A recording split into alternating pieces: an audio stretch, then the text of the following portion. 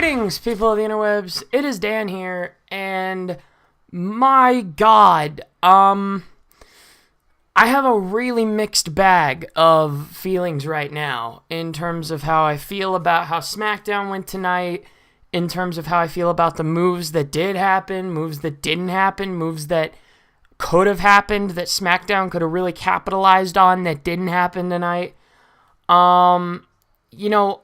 There is one move in particular that I'm extremely pissed off about. I am extremely pissed off that they did not bring Gallows and Anderson over to SmackDown.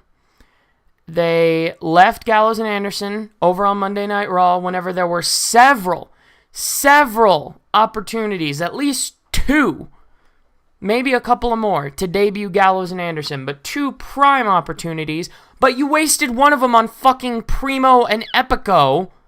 Like, why couldn't they get the Rhino and Slater treatment from last night? Why couldn't you just have a little cinematic pop-up of being like, Primo and Epico are coming to SmackDown? Yay, good. And then have Gallows and Anderson come out and destroy frickin' the Usos, American Alpha, the Usos, after the, tag team title match. Why couldn't you just have Anderson and Gallows take that spot? Because they are legitimately drowning over on Monday Night Raw. They are not going to survive over on Monday Night Raw. They are only going to wither further than they're already withering and die on Monday Night Raw. And it's sad because you have this perfect comrade for them in AJ Styles. You have this perfect setup for them with AJ Styles being over there. So you could have either had them beat up the Usos after the tag team title match, or in the main event tonight, you could have had them help AJ win the main event. And then bingo, you have Gallows and Anderson on SmackDown, because God knows the tag division on there needs help. The women's divisions, in my opinion, are fine on both brands right now. As of now, the women's divisions are fine on both brands. But the tag division, and specifically the tag division on SmackDown, needs serious help. But yet you can't open your eyes and realize that the tag team division on SmackDown needs help, so you're just going to fuck them right up with no lube. I see how you're playing this, Vince McMahon. But I genuinely think that Anderson and Gallows should have come to SmackDown Live. We did get the New Day, not in an official, where they come out and everything, because they are not in their entirety. I'm sure the reason why they did what they did with the New Day is because they want New Day to make their SmackDown Live debut as a unit and not separated. So I'm thinking that that's what they're doing, because they said New Day coming to SmackDown Live soon. So, I'm happy with that. There were a couple of moves that happened tonight where I was just kind of like, what the fuck is this shit that you're trying to pull here? But we'll get into those. So regardless, SmackDown Live for April the 11th, 2017, live from the TD Garden in Boston, Massachusetts. Superstar Shakeup Part 2. We had the opening with the man that I knew 1,000% was coming to SmackDown after last night's Raw. It is Kevin Owens. He opened the show. The United States Champion is now on SmackDown Live. This is a fantastic move. Incredible move, because Kevin Owens will bring so much to SmackDown, and they'll be able to let him go a little bit more, and they'll let him be that ruthless Kevin Owens all the time. Unlike on Monday Night Raw, where for the eight months that they had him on Monday Night Raw, for maybe a month and a half of that, he was the ruthless, brutal Kevin Owens. But we're going to get that Kevin Owens all the time on SmackDown now. And he came out, he was in a suit, and he was clean shaven too. Well, he still had stubble, but he looked clean shaven. Looked like he probably just shaved yesterday, or maybe the day before. Probably he shaved last night after Monday Night Raw. Genuinely, because he looked good, and he was clean shaven. He was wearing a nice suit with his title belt over his shoulder. He got some easy heat with the whole Canada is better than the United States thing. He started saying Canada is superior to the U.S. and Canada produces superior athletes to the United States and that he's the face of America, blah, blah, blah. And then he brought up that the Montreal Canadiens beat the Boston Bruins all the time. So I thought that was funny because he is from that Montreal area in Quebec. Then he says that he's going to beat the hell out of everybody in that locker room, and he will prove that on SmackDown. And then Baron Corbin comes out. Okay. I was wondering why Baron Corbin was set to come out, because I think that he might still have an Intercontinental title shot against Ambrose at Payback. I think they mentioned that tonight on SmackDown. I do believe. If they didn't, then let me know. But I believe that they mentioned tonight on SmackDown that Corbin still has an IC title match with Ambrose at Payback. So he still has that to focus on, but yet he came out for the U.S. title. He came out against Kevin Owens when he was holding the U.S. title. So Corbin says that he's damn sure that Kevin Owens can beat up anyone in the arena and most of the people in the locker room, but he cannot beat him up. Corbin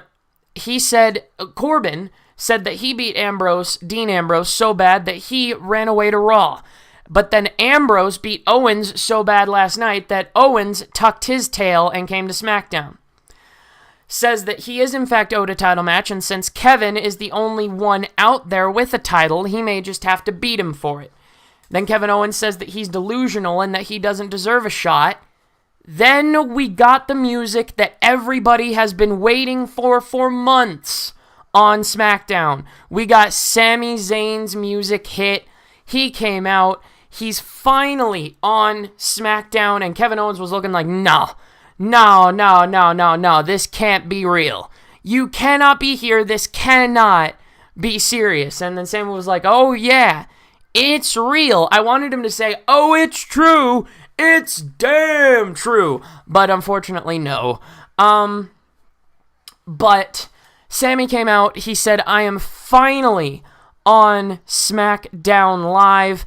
And then you had AJ's music hit. So AJ comes out. I thought that this was interesting because this elevates all of these guys instantly by being in a segment with AJ Styles. Then you had the loudest AJ Styles chants I have ever heard in my life. I mean, seriously, it was deafening. AJ probably could not even hear himself think. And you could see the smile coming on AJ Styles' face. He didn't want to show it, but you knew that it was there. He just sat back and he soaked it in for a minute. He just kind of put the mic down and just stood there and was just like, come on now, keep it going. So he just stood back and soaked it all in for a minute. Says that this ain't no Kevin Owens show, it's SmackDown Live. And that, no offense to Sami Zayn, but it's not about the underdog from the underground. And it's not about the lone wolf. Says that he is still here, says that this is the house that AJ Styles built. Then Daniel Bryan's music hit. I thought, oh fuck, he's gonna fire AJ and send him to Raw and then everybody's gonna hate him. But no, he says that whoever wins the US title at Payback will be on Team Blue. And that since it is for now still a Raw exclusive championship, it cannot be defended until after Payback. But he announces a number one contenders match between Sami Zayn, Baron Corbin, and AJ Styles tonight. Holy shit! That was the main event for the night. Was the number one contendership for the United States Championship after Payback. By the way, fire JBL. I just snuck that into my notes after this whole opening segment. I don't freaking know. He's just, Byron Saxton is also the newest member of SmackDown Live. He came in and joined the announce team, and David Otunga got swapped to Raw. Holy fuck, the most boring announce team outside of Corey Graves known to mankind. Corey Graves is going to need to work his ass off to elevate David Otunga to a level that's bearable. But Byron Saxton is now on SmackDown, and Byron Saxton was a lot more bearable tonight. Genuinely. I was actually okay with Byron Saxton tonight. I did not have a single complaint until they had the whole New Day cinematic and he went goddamn crazy. but I did not have a single complaint about Byron Saxton tonight. I didn't. And he genuinely said at the end of the show, he was like, I am having fun. He's like, I am having so much fun. And you can tell that. And JBL isn't bullying Byron Saxton because Byron Saxton's a WWE guy. He's not bullying Tom Phillips because Tom Phillips is a WWE guy. Anyway, off of the Fire JBL shit. Apparently, they announced that later on in the night there was going to be an address by Shane McMahon to address the state of the women's division. I saw some people saying that Asuka might debut tonight. Are you fucking serious? Are you that stupid? I saw some people on Twitter saying, oh, well, could this be the gateway that they need for Asuka to debut on the main roster? No. She still has some more to go down in NXT to build up this program with Ember Moon. Believe you me. Then we had Randy Orton versus Eric Rowan. This was a pretty pointless match. Rowan got no entrance. He's just kind of being thrown out on his own now without Bray Wyatt, which I don't exactly get. But I do like his theme music. I will say that. It's very creepy. It's very eerie. It's very horror movie track-esque, which is kind of what I feel like Eric Rowan deserves as an entrance theme. So I do like his entrance. This was the first time that I realized, oh, right, Byron Saxton's on SmackDown. Holy shit. Then at the end of the match, Bray shows up on the Titantron. Honestly, this makes things interesting with Bray flip-flopping back and forth between shows. He says that Randy Orton reeks of fear, says that he is everywhere and knows everything, and that he will see Randy soon in the House of Horrors. Then Rowan clocks Orton with the steel steps and loses by disqualification. Again, like I said, it looks like they're sending Rowan out on his own. I don't know why. He's really not ready. I do think Luke Harper is ready to go out on his own and be a solid mid-card guy. If you need a big babyface to challenge Kevin Owens for that U.S. title, why not go for Luke Harper? The fans love him. They go crazy for him. Again, as I said, Orton wins by DQ because Rowan clocked him with the steps. Then we had the tag title match, Usos versus American Alpha. I was thinking automatically that there would be a run-in or an interruption or an addition to the tag team division during this match. I was automatically thinking the Club or the New Day. JBL said that this is proof that JBL just needs to be fired because he's a fucking moron. He said that the SmackDown tag team division is the best that he's seen in years. 5 teams ain't that great, bro. 5 teams is not that great. Apparently 5 teams with only 2 halfway decent teams is apparently great to JBL. Settling for mediocrity. Fire his ass. Gable went for a double German suplex early on, then went for a double exploder on both of the Usos, and a gorgeous moonsault for a 2 count. He countered a splash from one of the Usos into a small package for a 2.5. Then they had a Steiner Bulldog for a 2 3/4 as the other Uso came in to break up the pin. Then the Usos hit a super kick splash combo off the top rope to retain. Off the back of an incredible tag team move, they whipped Gable into the ropes, and one of the Usos caught Gable's throat on the top rope. And then fucking the real estate agents, the shining goddamn stars, come out. What? This makes no fucking sense. You took the wrong team from the losing side of the 8-man tag. Yes, there was a losing side in that 8-man tag, but you took the wrong team from that losing side. It should have been Anderson and Gallows, but you brought in the Shining Stars. Because that makes a whole load of goddamn sense. Oh my god. I hope that the only way that this can be saved, that this can be salvaged, is if they repackage them somehow. For what, like the 5th or the 6th time for Primo and Epico now? What is it, like 5 or 6 times that Primo and Epico have been repackaged? I feel like genuinely they need another one just to freshen themselves up for SmackDown and lose this real estate agent bullshit and trying to sell timeshares to this bogus fucking resort down in Puerto Rico. But they come out, they got delete chance immediately. They did do a nice little tag team move on one of the Usos. They did a nice little power bomb into a backbreaker, which I thought looked nice. But regardless, at this rate, I was like, if Anderson and Gallows or the New Day don't show up, I'm a riot. Hard. And I was going to rip this damn show to pieces if either one of those two teams didn't show up. Then it got announced that, thank Christ, Juicer stick a needle up my dick Mahal, anabolic steroid, human growth hormone, ram me up the ass with a goddamn enema tube full of steroids Mahal, was on SmackDown. Thank fuck! Because we just needed Jinder Mahal on SmackDown Live. He went up against Mojo Rawley. Who cares? Why should I care? Mojo, in my opinion, needs to be back with Ryder. They probably aren't going to do that, because if you've been watching the True Comeback Story videos that Zack Ryder's been doing on YouTube, he said in the first one, he was like, when I got injured, the Hype Bros tag team essentially died. And Mojo's going to have a very successful singles career. And I was like, oh, no. Mojo is not going to have a successful singles career yet. No, he needs to stay a tag team guy for at least a little bit. Honestly, they're not going to do that with Mojo. They're probably still going to try to push him as a singles guy, which I don't like. I feel like the fans are going to turn on it really quickly. But I mean, for now, the fans love him. But Gronk was there again. God damn it. They were in Boston, so you knew that Rob Gronkowski had to show the fuck up. Same dude that fucked over the Andre Battle Royal at WrestleMania. JBL brings up the shape that Jinder Mahal's in. Steroids.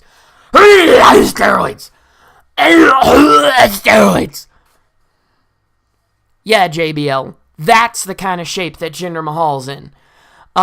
Rawley pretty much wins this match, hits a thunderous right hand for the 1-2-3 on Jinder Mahal. But before this, I thought that a couple of funny things happened here. Rawley was so hyped, he nearly took out Charles Robinson a couple of times. I thought that was funny. The referee, Charles Robinson, for this match, he nearly took him out. I thought that was hilarious. Then Jinder Mahal gets thrown behind the announcer's table where Gronk is sitting, says, "You want to spill drinks on me?" and then throws a beer on Jinder Mahal, gets back in the ring. Rawley hits the thunderous right hand, 1-2-3. He wins. Then we had a chunk of the show that I just kind of clustered all together in my notes, so forgive me if I get lost. Excuse me. But Shane O'Mac was out there to address the state of the women's division. I was hoping to God that he would announce Charlotte and maybe even Emma. I was hearing some people saying that Emma may come to SmackDown. I was genuinely hoping that may happen, because you never know. You could have that be sort of a storyline with Dana Brooke. Have Dana Brooke be the one who's like, oh, well, I can stand on my own 2 feet. And then Emma is like, okay, fine, you don't want my help. I'll hightail it over to a SmackDown. And then she goes to SmackDown. Dana starts struggling, and then Emma's like, oh, well. But he says that they have a new superstar for the women's division. He then invites the entire women's division. They all get intros. First Naomi, then Natty. Natty got some serious heat. I don't know why. Then Carmella, she got some heat, which is nice to see, because at least she's being effective as a heel. I don't know if more heat was being projected onto Carmella or onto James Ellsworth. Then JBL said that Ellsworth has so much heat on him in Boston that he could unfreeze Ted Williams. I will give JBL credit. I thought that was funny, because as a baseball fan, I know my stuff when it comes to a lot of these players, and I know that Ted Williams had himself frozen. He had that cryogenics, I believe is what it's called. He had that cryogenics thing done to him when he died. Then they had Becky Lynch come out, and they started singing her theme song, which I thought was cool. Then Ellsworth gets involved. Shut the fuck up, first off, Ellsworth. He says Naomi is a terrible champion, and that the only reason that they tune in is for Carmel'sworth. How about Carmel's worthless, James? Shut the fuck up. Then Naomi pops in. I love this line from Naomi. Naomi looks at Carmella and says, "You better check your side chick before she get her chin checked." I thought that was hilarious. She was speaking of Ellsworth, by the way, as Carmella's side chick. I thought that was hilarious. You better check your side chick before they get their chin checked. I thought that was beautiful. Then Naomi says, "Please tell us who is on SmackDown Live." Then the crowd starts wooing. Of course, because they were expecting somebody. Then Shane starts naming off all these aspects that fit Charlotte. He says, this woman is a multi-time women's champion. She is the daughter of one of the greatest of all time. She is also, her father is also a WWE Hall of Famer. Please welcome the newest addition to the SmackDown Women's Division, Tamina? He said Tamina. Tamina is the newest addition to the SmackDown Women's Division. Okay. I was thinking, what the hell? Where's Charlotte? It's not Charlotte. What the fuck? Like, why the hell? Then he properly introduced, he's like, oh, sounds like you were expecting someone else. But the crowd was chanting, we want Sasha. What the shit? Dude, you were just wooing for freaking Charlotte, and now you're chanting, we want Sasha? What the hell? Then Charlotte comes out, then he properly introduces Charlotte. He says, welcome probably the biggest acquisition in the Superstar Shakeup and the newest member of the SmackDown Women's Division, Charlotte. So they get two big names in the Women's Division. I like this, man. I like this a lot. Genuinely. This is a good thing for the Women's Division. Not only do they have Charlotte, but they have a legit woman's fighter in Tamina. Because Tamina looks legit, bro. She still looks fan-fucking-tastic. It's been over a year since we've seen Tamina on WWE television. But she still looks fan-fucking-tastic. So, I love this, man. I actually really do like this. They are in good shape in the women's division over on SmackDown. Shane did have an impressive troll job there by convincing everybody that it was Charlotte and then saying it was Tamina at first. But the crowd was chanting, we want Sasha. Again, what the hell was up with that? Then they named off some more names to be, sent to SmackDown. They brought Sin Cara over to SmackDown. So you split away Sin Cara from the Cruiserweight division number 1, and you split away Sin Cara from Kalisto, where he may only have relevance as a member of the Lucha Dragons. Really? You're going to take Sin Cara away from the only place where he may be relevant as a tag team partner to Kalisto in the Lucha Dragons. Alright then. Then, let's see. I'm sorry, I'm getting lost. So they split up the Lucha Dragons, like I said, but then they announced that Rusev is coming to SmackDown. Thank God. I'm so happy that Rusev is coming to SmackDown. He needs a revitalization and a scenery change. Then Aiden English, who's now the artiste Aiden English, was out in the ring, started singing to in his old artiste gimmick. Then Ty Dillinger comes out, thank Christ. Ty wins with the tiebreaker. Crowd counts 10-10-10 for the 3 count. There you go. He won with the tiebreaker, or a Hochi Gorochi, as Mauro Ranallo would say it. That was a bad Mauro Ranallo impression, but I don't care. Then they showed an ad for Lana coming to SmackDown on her own, which is nice. That's another addition to the SmackDown Women's Division. They appeared to have her in like sort of an Emelina type gimmick, which I think is a little bit bullshit. She was like this sexy woman in like this red dress in like a freaking club dancing to like old school jazz music. It was really weird. But I mean, she's got Rusev there, so I guess that's something if this gimmick goes to shit.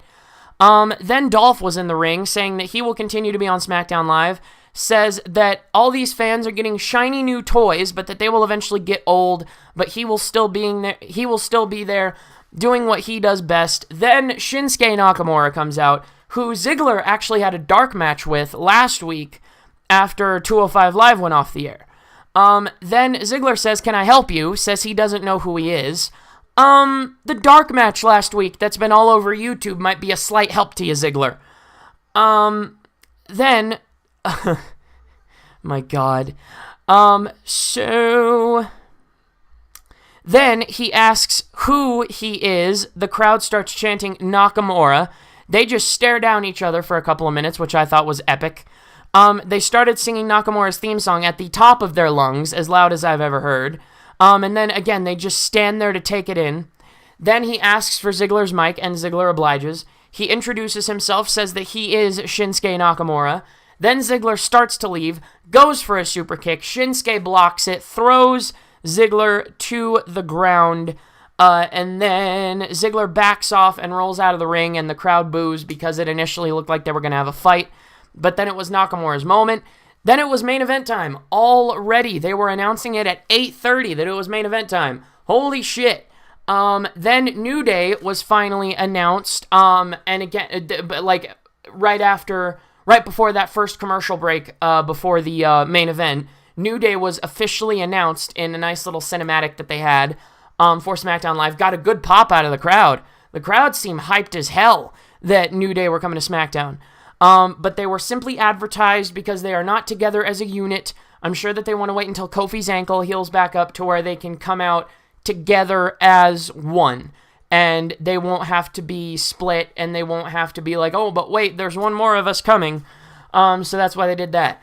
Then we had the main event, Sami Zayn versus AJ Styles versus Baron Corbin in a triple threat match to determine the number one contender for Kevin Owens' United States title after Payback, or Kevin Owens / Chris Jericho's United States title at Payback, whoever the hell wants to, whatever the hell you want to call it. Sammy got a good pop, so did AJ, of course. Baron was lukewarm, but honestly, I'll just put that down to the crowd being tired, because they had seen a lot up to this point in the night. They had had a lot to take in and digest, so I just feel like that, the crowd was tired. I was hoping to heaven that Anderson and Gallows would show up in this match to help AJ win, because, we didn't get moves like Emma, we didn't get Balor tonight. I was hoping, like, that was a pipe dream for me if Balor were to show up, but it was still a little bit disappointing because at this point, Balor has nothing to do at Payback. He has nothing to do, he doesn't have a match at Payback, he doesn't have an opponent for Payback. I mean, you're looking at Bad Blood before Balor even has anything to do, like, match-wise at a pay-per-view. You're looking at Bad Blood for the next, opportunity that Finn's gonna have. So I feel like it's just a little bit disappointing that they're not going to be able to have Finn Balor do anything at Payback. I thought that the best thing for him to do would have been to go to SmackDown. You could have had Anderson, Gallows, and Finn Balor all come out to help AJ Styles and have Balor turn heel. That would have been fucking fantastic. What a blockbuster move that would have been. But no, Raw's the A show, so they need all the big names. SmackDown needs to get shafted, right? But we didn't get Balor tonight, who has nothing to do at Payback. But for the expectations I had, it was good up to this point, I will admit. Other people kind of got my expectations maybe a little bit too high, particularly with that Balor thing, because a lot of people were just throwing these things out of nowhere, like saying, oh, well, what if Bray Wyatt were to win the WWE title at Payback, and then you had Brock Lesnar come over to SmackDown, and you had the world titles change hands? I thought that, I had all these crazy expectations because I had heard all these people making all these crazy assumptions, and but for the expectations that I had going in, it was very good. I was just trying to make fantasy booking from other people a little bit too definitive. Chants were going mad at the start of this match. I couldn't even keep track. Sammy and AJ started to double team Corbin at the start of this match. Smart. But Corbin got a massive double suplex to Sami Zayn and AJ Styles.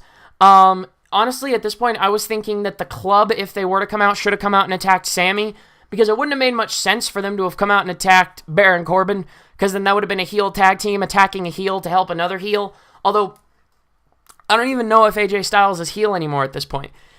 He may be just kind of like a tweener that they may be working with here, but it would have been a heel tag team coming out to attack a heel to help another heel. So I feel like it would have been a lot more impactful for them to just come out and beat up on Zayn, but unfortunately that did not happen. Corbin got taken out early, then as Sammy was going for his over-the-top rope thing, Corbin took him out, then Zayn did a little catapult backflip off the top rope onto both Corbin and AJ onto the outside. Zayn, eventually later on in the match, got an exploder suplex into the corner on Baron Corbin. I thought that was great. Then Styles intercepts Zayn going for the haluva kick with a Hochi Garochi! He intercepts him, on his way for the haluva kick, and then on Sami Zayn, or on AJ Styles. Baron Corbin hit a hellacious clothesline, turned AJ inside out. Then eventually, after they all got back up and got their shit together, Sammy hit a Blue Thunder Bomb for a 2 3/4 on AJ Styles. It will happen. Sammy will win a match with the Blue Thunder Bomb. I guarantee you, he will win a match with the Blue Thunder Bomb.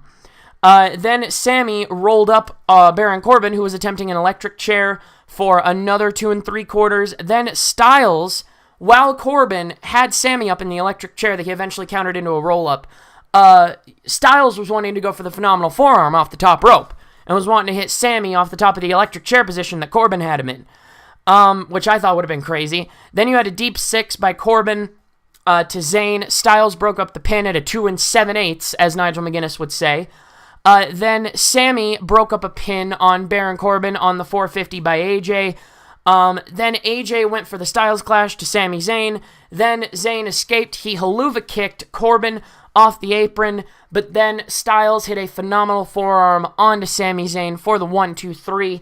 AJ Styles wins. AJ Styles is your new #1 contender to the United States Championship, whomever may win it come Payback. So that was how SmackDown went off the air. Again, I haven't watched anything to do with 205 Live or Talking Smack or anything after SmackDown went off the air. So who knows? Anderson and Gallows may have shown up at another point. I don't freaking know. Or they may just pull that bullshit of having their rival show up on like a WWE YouTube video or some shit like that. But regardless, that was it for SmackDown. Overall, I thought it was a pretty okay show. I didn't think it was quite as good as Raw for once. I'm actually going to say 2 weeks in a row, I'm going to say that Raw was just a touch better than SmackDown for me. But I will say this. I do feel like SmackDown is going to start making a comeback because they're going to start writing their own shows again. You're going to have Road Dogg and Ryan Ward and Triple H back in charge of SmackDown again, so everything will be fine in the coming weeks. And then we'll have Vince McMahon and Steph right back in charge of Raw, putting on the same shitty shows every single week.